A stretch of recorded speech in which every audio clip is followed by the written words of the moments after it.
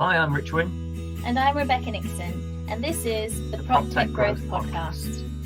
Every episode, we interview an expert in the PropTech startup space, gathering their advice and expertise to help you run a successful PropTech business. I'm the Portable PropTech CMO, and I help PropTech startups build and scale their commercial growth strategy. I'm Rich from Rich Wynn Consultancy. I specialise in operations, sales and process, helping fintechs and PropTech companies to grow. I'm in Persia, yeah, and it's freezing. So if I'm shaking throughout the whole thing, it's because it's about -5 here. But yeah, very nice. Tell us about where you started and how you've got to where you are today. Yeah, sure. So I'm a gas engineer and a plumber by trade. I had my own business a few years ago, basically vans out on the road, fixing leaks, servicing boilers, mainly for letting agents and landlords. And doing that, essentially we always got to the property too late. So the ceiling had already fallen through and the tenant was really angry because no one had called them for 4 days, and the landlord was angry because we charged them 80 quid to just go and look at a tap. And so there were all these kind of inefficiencies. And I suppose off the back of that, I took a punt and invested some money and built an app, basically, which is, as you can see, which is the Help Me Fix app. And the idea was to connect tenants to tradespeople directly so that they could solve simple maintenance issues remotely rather than having to send someone out. And the first version was released at the end of 2020, just going into 2021, and it fell absolutely flat on its face, and it was a complete disaster. And then we started again and then re-released it later on in the year, and it was really successful. So since then, we've been growing our customer base over the last couple of years and improving the software itself. So we changed it from a downloadable application to a web app and took away usernames and passwords. And every time we come up against a barrier, we try and improve it and innovate and iterate and re-release it so that the next version is better. And so, yeah, so that was my journey. And then I sold my plumbing and heating business last year and decided to focus full time on what we're doing here. And then this year, it's really about scaling and getting it out to as many people as possible. And are you co-founder or it's all you? Yeah, so it started off as me. It was just me on my own. And then I brought on a CFO called Miles. He works on the service full time. We have Derek, who does our sales, and we've got Adrian, who's our CTO, and he basically runs the development team that build all of our software products. And initially we had just Help Me Fix. Now we've got 4 software products that we've built for different sectors, and Adrian kind of coordinates the development effort on all of those. We're a fully remote team. So I'm here in Bedfordshire, in Milton Keynes, Persia right now. And we've got Miles, who's in Switzerland, because that's where financial people go. And then the rest of our team is in the Ukraine. So we've got awesome. Development team in Ukraine, and Artem and Galina, they're also Ukraine based. So yeah, quite a diverse team, fully remote, and we're all very passionate about what we're doing here. And what do you think, why did it fall flat on its face to start with and then came back and was so much better? So if anyone had told me how difficult it was to build software before I'd started, I probably would have not even bothered in the beginning, because I just assumed, so we build video software, right? So a tenant is connected to tradesperson, all very simple. And you'd think that when you build a video application that automatically you can switch the cameras around and do all of the cool stuff you can do in FaceTime. Apparently that is not the case. It basically comes over completely blank, like no kind of self camera, no turning the screen around, nothing like that. So it was a big shock for me. And then when we re-released the next version, we got rid of the downloadable mobile app. We built the web application. We built it so that it was branded and white label. And every time we re-released it, we've done something cool that kind of improves the experience for the client. But just as importantly, our service is occupier focused. We focus on the resident, really, so that it improves the service for the resident. And that's what we're trying to do. We're trying to make that process as seamless as possible for the resident and for the tradesperson on the other end of the line as well. Obviously, you've described a team around you that all sound pretty solid. And one of the first things that I say to people with mentoring or whatever, if they're a agency person trying to do tech rather than a tech person trying to do agency, I would always say first, you need to get a CTO. That is the first thing that you should do, because they will save you so much time, effort, whether it's a fractional one or whatever. you need a CTO, and you seem to have built a really good team around you. How did you find them, or where did you get them? Because I think recruitment is one of the hardest things when it comes to having a startup. Certainly I found convincing people to come to a startup where there is that uncertainty was always quite difficult.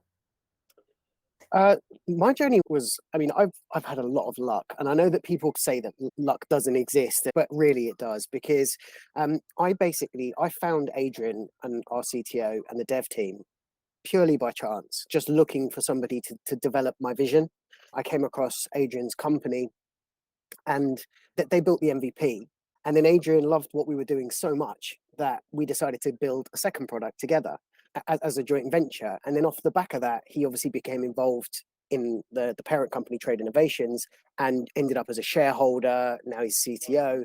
And how we've built our leadership team is that whenever we've done a funding round, the people that invest in the company believe in what we're doing so much that they want to get involved and they come on board.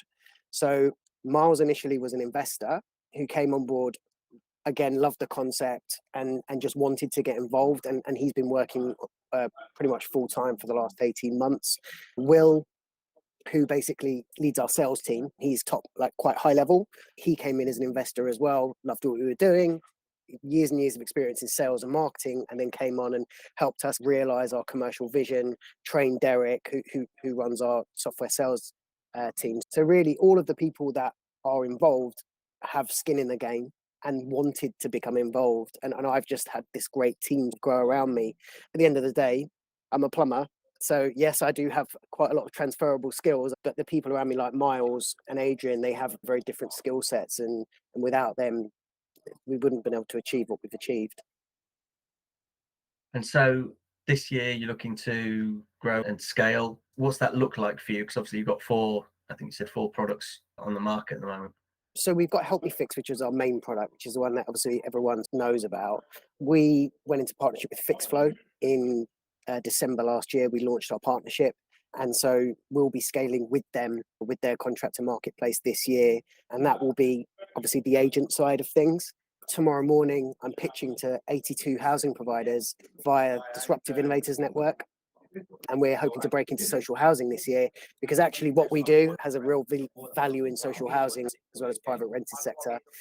And then off the back of that, we've got a trades focused product called Vixit, and which we're going to launch this year. And obviously it also follows on naturally. Our products are for rented properties, but also for tradespeople to allow them to work after physical retirement.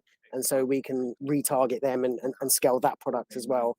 The other two products are related to Help Me Fix, and we've got one landlord facing product called Hub, and another secret product which I can't talk about. That's really good.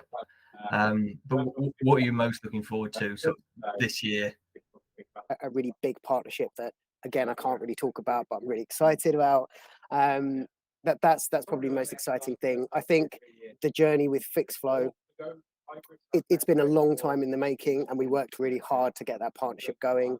They're a really great bunch of guys. Actually, they're really nice people to work with, and I'm really looking forward to growing with them this year, and also with their parent, Arion, who obviously has a big presence in the social housing sector. So there's lots of stuff going on that I can talk about, but I can't really talk about that I'm excited about this year. But just growing, basically, and growing as quickly as possible is our focus. Being the PropTech Growth Podcast, I'd love to hear your thoughts on your high-level strategies. You're talking about growth being your biggest, most exciting thing to look forward to.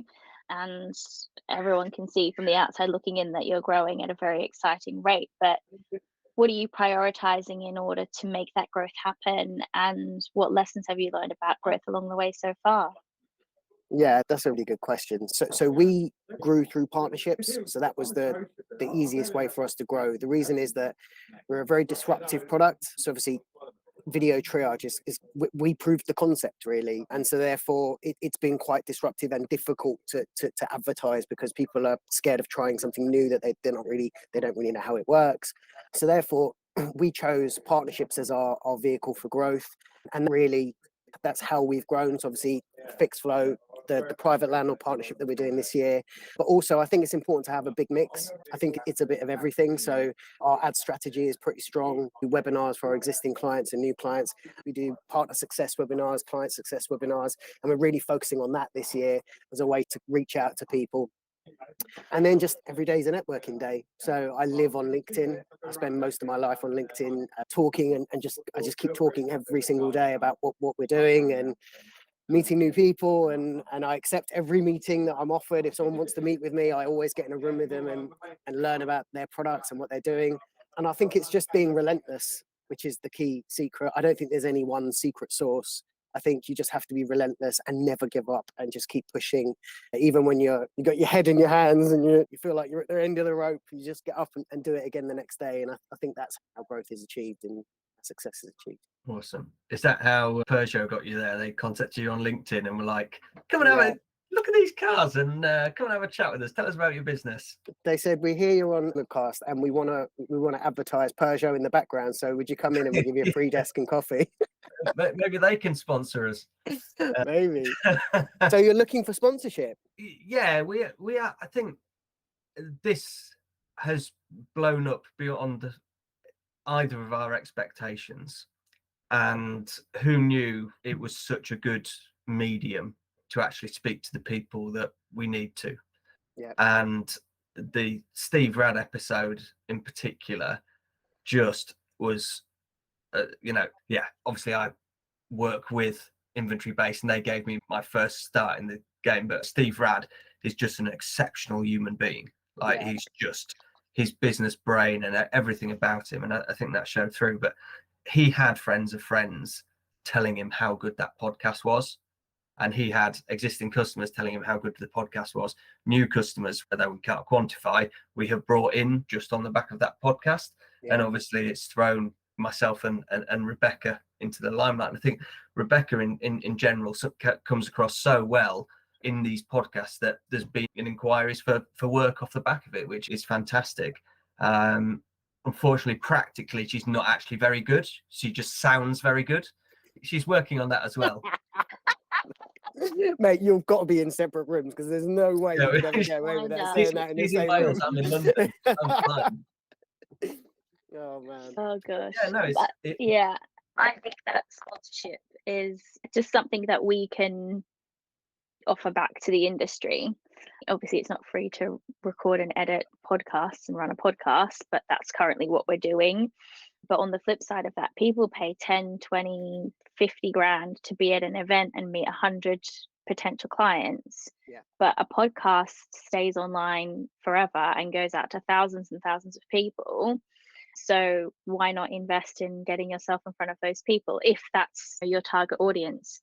And there's plenty of people listening who would benefit from that. So we're keeping that open as an option for sure. And if anyone is interested, just drop us an email and we'll let you know. That is interesting. People have given up so much of their time, and these are people like you who have got no time, but they've happily given up an hour of their time to talk about stuff. And it's not just because people like to talk about themselves. We feel that we discuss quite a range of things, especially on the agents and conveyancing side at the moment. There's a lot going on at the moment, isn't there? There's a lot going on at the moment. I think I had a chat with someone the other day and their first question to me was, your product is for lettings, and how do you feel about the state of the UK private rented sector at the moment? And I had to be completely honest, and I said it's shrinking and it's extremely tough out there for agents and for landlords, but it's even tougher over in the social housing sector. Some of the people that I've spoken to in recent months, especially when it comes to repairs and stuff, that they're really struggling to be able to deliver any kind of service. So there are a lot of challenges at the moment, but I think through those kind of challenges, that's where innovation springs from. So if you've got like loads and loads of problems, you need to come up with really cool solutions to deal with those problems. So every negative's a positive, so they say. But yeah, it's going to be interesting this year what happens with the private rented sector and private landlords, especially because they're selling up en masse at the moment. So who knows what the future will hold. So do you see yourself with this ever becoming a direct B2C organization? Potentially, but not with our core product. So we've got other products for that.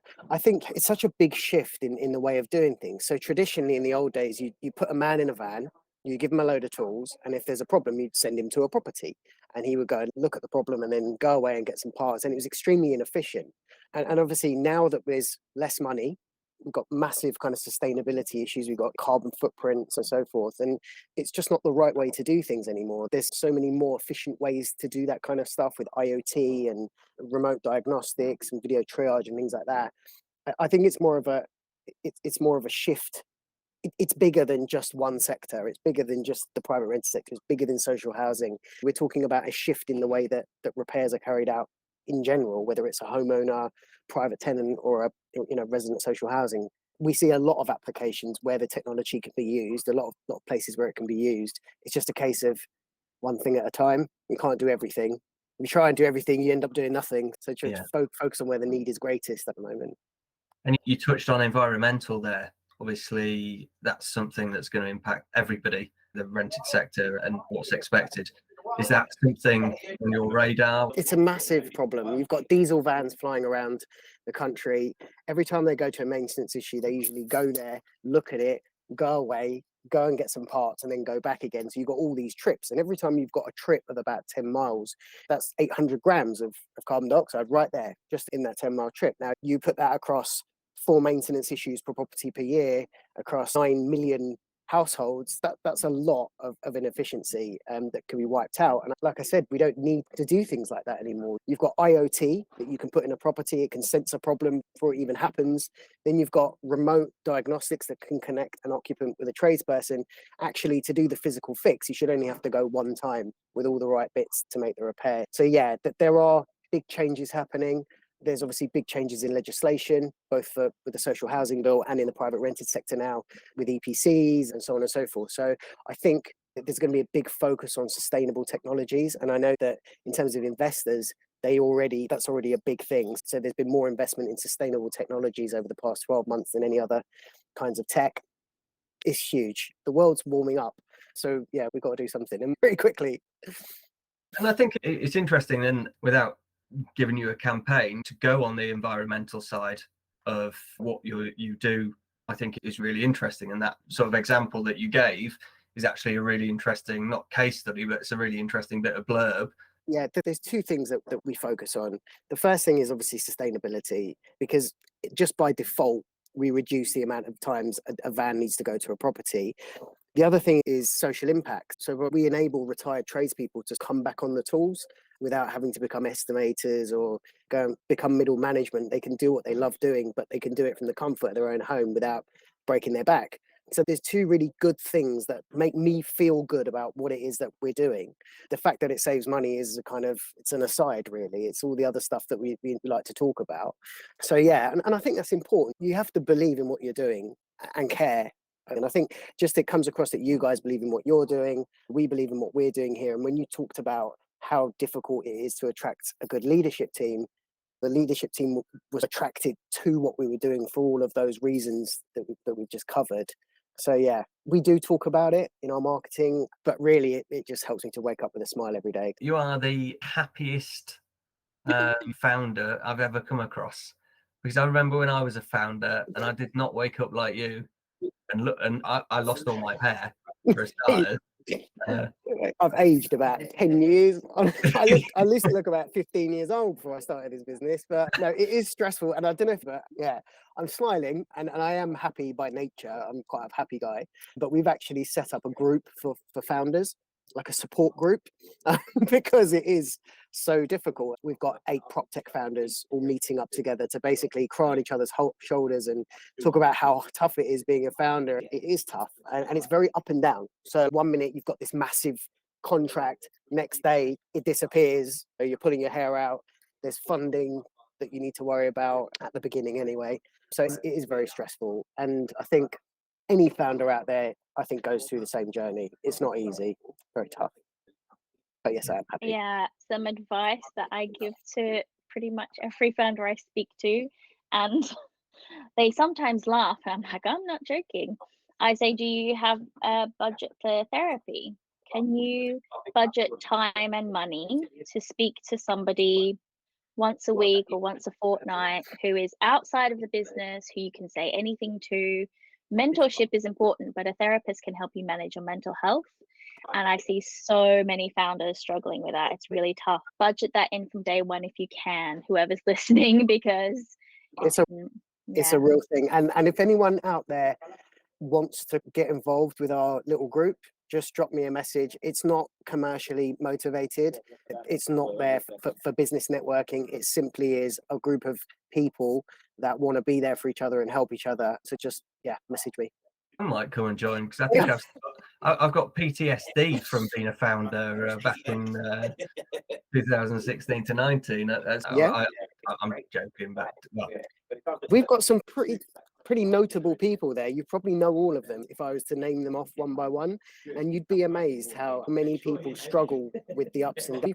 You wouldn't be amazed because you already know, but the ups and downs and the getting funding and wearing every single hat, and knowing when to step aside and relinquish control as well for someone else. For instance, there was a comment a little while ago, I won't name him, but he said, when's the right time to bring in a CEO?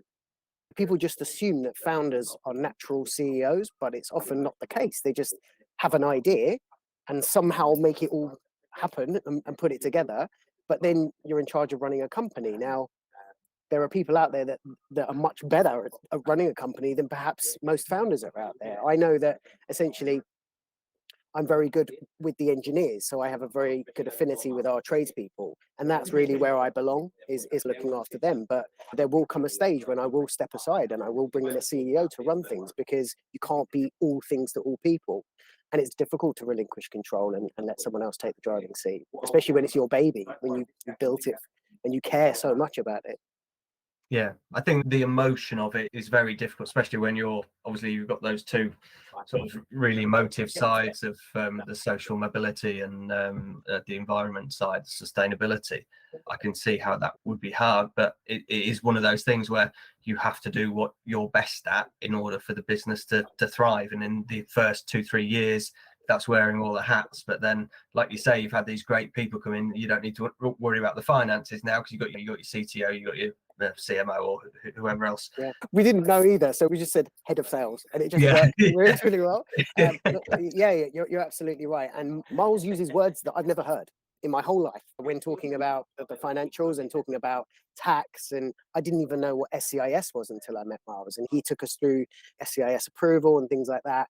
It's just a different world. And I think recognizing your strengths and also your weaknesses is important being a founder, because if you try and do everything, like we said before, you're just going to fail. Yeah, I would like to hear anything you might have to say about the market at the moment. So we know that people are struggling to get funding because it's a bit more volatile than usual, and you're talking to a lot of PropTech founders.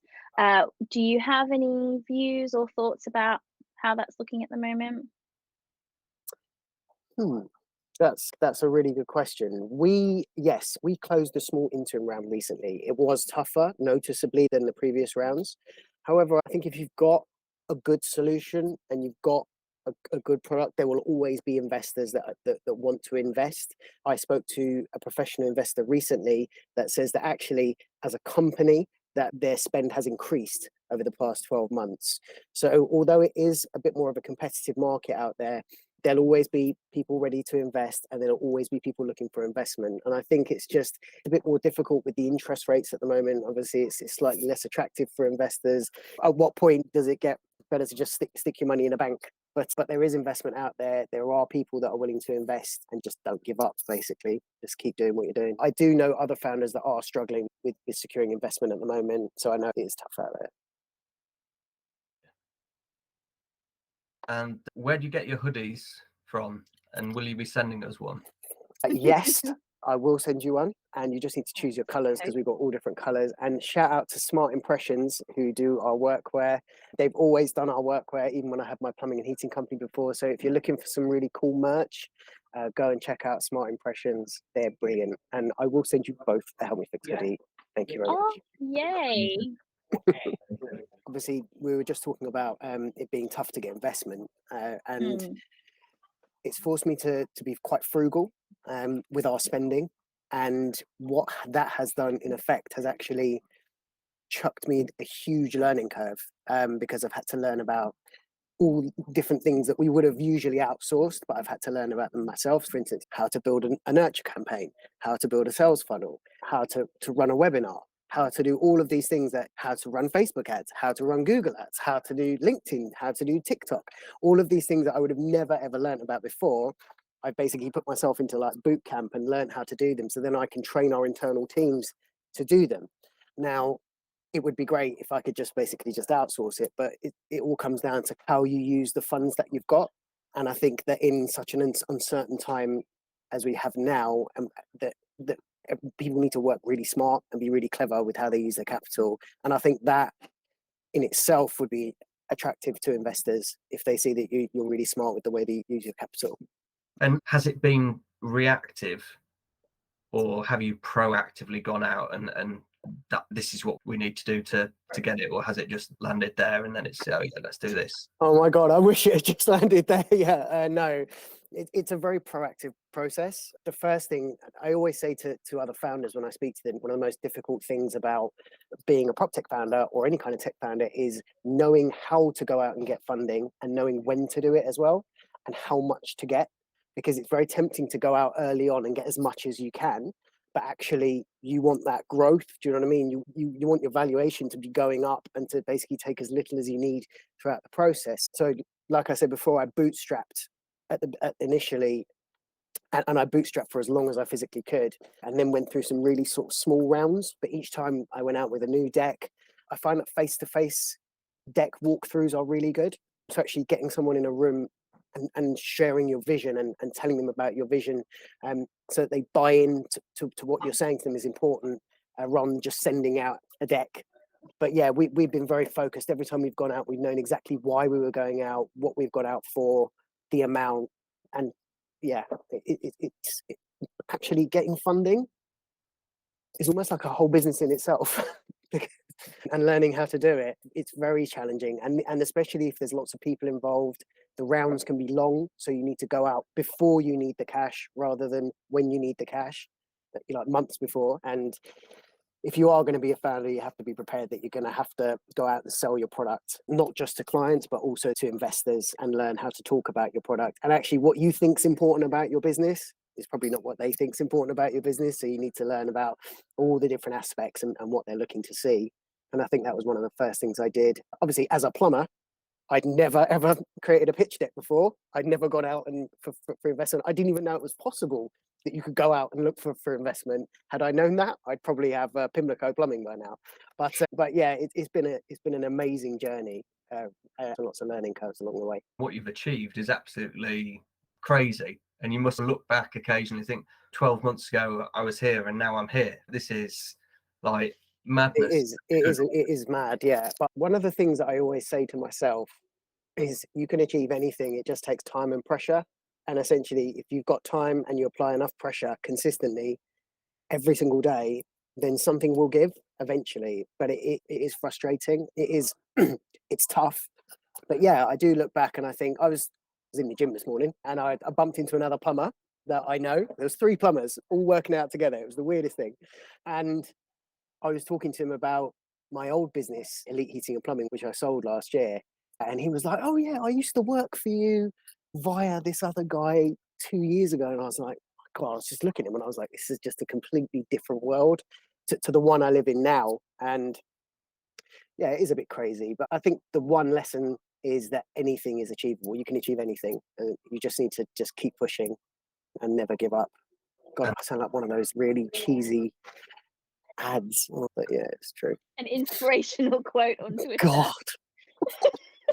Just keep The pushing. picture of a lion behind black and white. Yeah. And my business coaching will soon be available at. Yeah. My LinkedIn thing tomorrow is going to be definitely a quote, and I'll put Ettan Bazil at the bottom of it. Your smile must be infectious because my cheeks are hurting. Podcast, so. Thank you so much for your time today. Really appreciate it. Thanks for joining us on the PropTech Growth Podcast. To learn more, you can find us on LinkedIn or email proptechpodcast@icloud.com. See you next time.